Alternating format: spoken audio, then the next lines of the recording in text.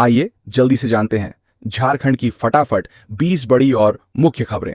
लेकिन उससे पहले अगर आपने अभी तक हमारे चैनल को सब्सक्राइब नहीं किया है तो तुरंत कर लीजिए। साथ ही बेल आइकन दबाना न भूलें ताकि झारखंड की हर छोटी बड़ी ताजा खबर सबसे पहले आप तक पहुंच सके। तो चलिए शुरू करते हैं आज की पहली मुख्य खबर से।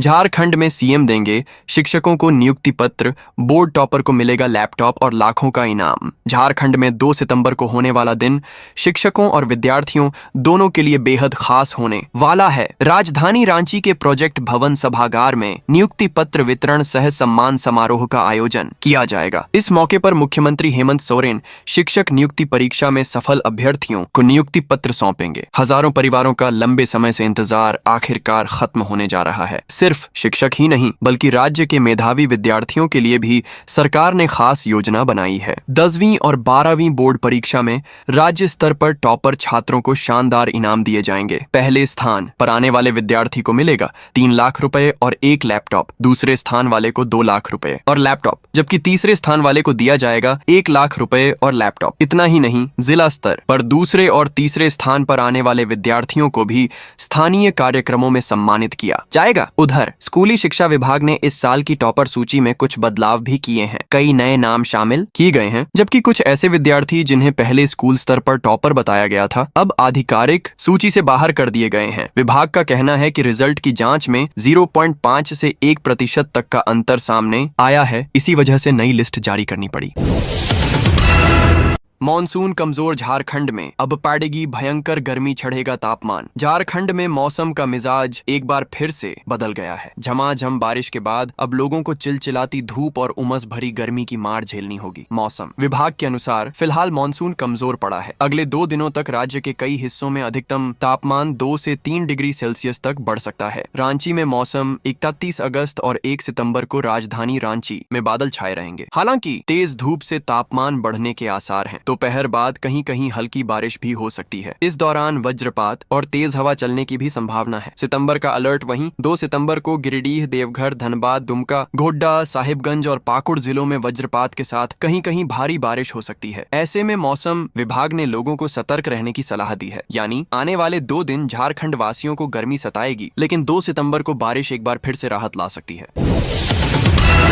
मैया सम्मान योजना में गड़बड़ियों पर सवाल, लाभुक महिलाओं को समय पर राशि नहीं मिल रही। सुनील गुप्ता ने मुख्यमंत्री से समाधान की लगाई गुहार बागबेड़ा कॉलोनी के पंचायत समिति सदस्य सुनील गुप्ता ने मुख्यमंत्री हेमंत सोरेन से मियां सम्मान योजना की गड़बड़ियों को लेकर सवाल उठाए हैं। सुनील गुप्ता का कहना है कि लाभुक महिलाओं ने सभी आवश्यक कागजात जमा कर दिए हैं, फिर भी बड़ी संख्या में उनके खातों में राशि नहीं पहुंच पा रही। कई महिलाओं को शुरुआती किस्तें मिलने के बाद अब भुगतान रोक दिया गया है। उन्होंने आरोप लगाया कि प्रखंड से लेकर जिला स्तर तक के अधिकारी समस्या का समाधान करने में असफल रहे हैं। इसका नतीजा यह है कि महिलाओं को बार बार सरकारी दफ्तरों के चक्कर लगाने पड़ रहे हैं और उनमें नाराजगी बढ़ती जा रही है। सुनील गुप्ता ने साफ चेतावनी दी है कि यदि जल्द ही लाभुक महिलाओं के खाते में राशि नहीं भेजी गई तो महिलाओं को साथ लेकर आंदोलन किया जाएगा और इसकी पूरी जिम्मेदारी प्रशासनिक पदाधिकारियों की होगी।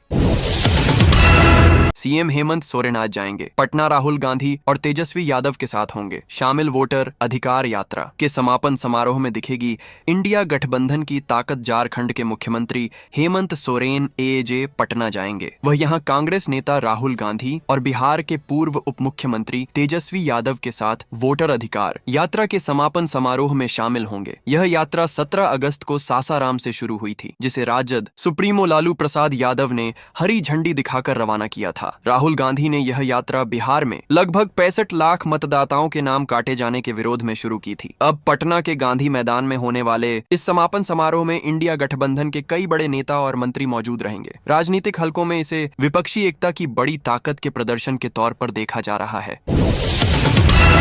झारखंड शिक्षक भर्ती का रिजल्ट संशोधित, 207 अभ्यर्थी हुए कम। और झारखंड कर्मचारी चयन आयोग जेएसएससी ने प्रारंभिक विद्यालय प्रशिक्षित सहायक आचार्य परीक्षा के परिणामों में बड़ा बदलाव किया है। गणित और विज्ञान विषय के लिए जारी पहले के रिजल्ट को रद्द कर दिया गया है। आयोग ने अब एक संशोधित परिणाम जारी किया है, जिसमें सफल उम्मीदवारों की संख्या में भारी गिरावट आई है। पहले 1661 उम्मीदवार पास हुए थे, लेकिन नए रिजल्ट में यह संख्या घटकर 1454 रह गई है, यानी 207 अभ्यर्थी विद्यार्थी कम हो गए हैं। इस बदलाव का मुख्य कारण स्कूली शिक्षा और साक्षरता विभाग के निर्देश और सुप्रीम कोर्ट के आदेशों का पालन करना है। दरअसल पुराने रिजल्ट में कुछ अभ्यर्थियों को अनारक्षित अनरिजर्व्ड श्रेणी में दिखा दिया गया था, जबकि वे पहले से आरक्षण का लाभ ले चुके थे। इसी तरह पारा शिक्षक श्रेणी के कुछ उम्मीदवार जिन्हें उम्र में छूट मिली थी, उन्हें भी अनारक्षित श्रेणी में सफल घोषित कर दिया गया था। इन सभी विसंगतियों को दूर करने के लिए आयोग ने रिजल्ट में संशोधन किया है। इस संशोधन के बाद भी स्नातक प्रशिक्षित सहायक आचार्य गणित और विज्ञान के कुल 5008 पदों में से 3554 पद अभी भी खाली रह गए हैं। यह स्थिति बताती है कि योग्य उम्मीदवारों की कमी की वजह से नियुक्ति की प्रक्रिया में अभी भी बाधा आ रही है।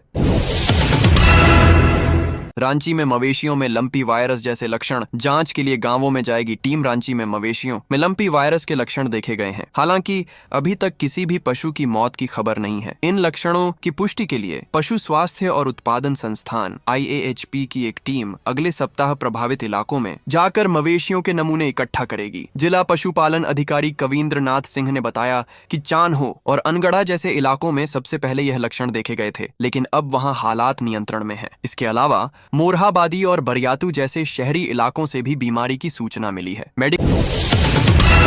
हाईटेंशन तार की चपेट में आने से हाईवा चालक की मौत। झारखंड के चतरा जिले में एक दर्दनाक हादसा हुआ है। शनिवार की शाम सदर थाना क्षेत्र के कोरचा गांव में 11,000 वोल्ट के हाईटेंशन तार की चपेट में आने से एक हाईवा चालक की मौत हो गई। मृतक की पहचान 45 वर्षीय मोहम्मद यूनुस खान के रूप में हुई है, जो संघरी गांव के रहने वाले थे। यह हादसा उस समय हुआ जब यूनुस खैवा बंदारू जलप्रपात मार्ग पर गार्ड वाल निर्माण के लिए पत्थर उतार रहे थे।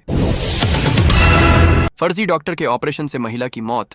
परिजनों ने किया सड़क जाम। झारखंड के पलामू में एक फर्जी डॉक्टर के ऑपरेशन से महिला की मौत के बाद तनाव फैल गया। पांकी थाना रोड पर स्थित सोमी सेवा सदन में इलाज के दौरान पूनम देवी नाम की महिला की जान चली गई, जिसके बाद गुस्साए परिजनों ने शव के साथ सड़क जाम कर प्रदर्शन किया। मृतका के पति जितेंद्र कुमार भुइयां के अनुसार 1 साल पहले डॉक्टर एचएन झा ने पूनम का बंध्याकरण और ऑपरेशन किया था, जिसके बाद से उनकी तबीयत लगातार खराब थी। शनिवार को पेट दर्द की शिकायत पर डॉक्टर झा ने दोबारा ऑपरेशन किया और एक ट्यूमर निकालने का दावा किया। इसके तुरंत बाद पूनम की हालत बिगड़ गई और उन्हें मेदिनी नगर रेफर किया गया, जहां डॉक्टरों ने उन्हें मृत घोषित कर दिया। इस घटना से आक्रोशित लोगों ने पांकी बालूमाथ मुख्य मार्ग पर जाम लगा दिया। मौके पर पहुंचे विधायक डॉ शशि भूषण मेहता ने फर्जी अस्पताल पर कार्रवाई की मांग की। सिविल सर्जन डॉ अनिल कुमार श्रीवास्तव ने बताया कि अस्पताल को सील कर दिया गया है और डॉक्टर एचएन झा फरार हैं। प्रशासन के आश्वासन के बाद जाम हटा लिया गया और शव को पोस्टमार्टम के लिए भेजा गया है।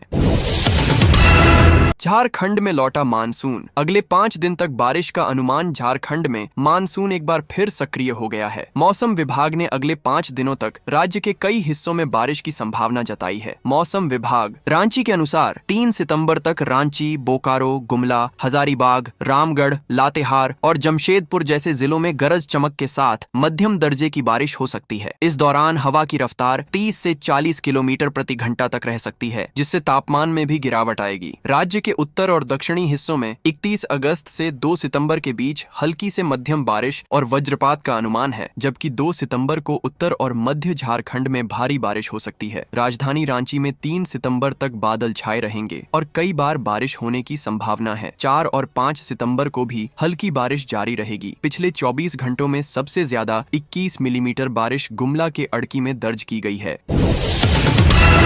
होटल में संदिग्ध हालात में मिला युवक का शव। करंट से मौत की आशंका।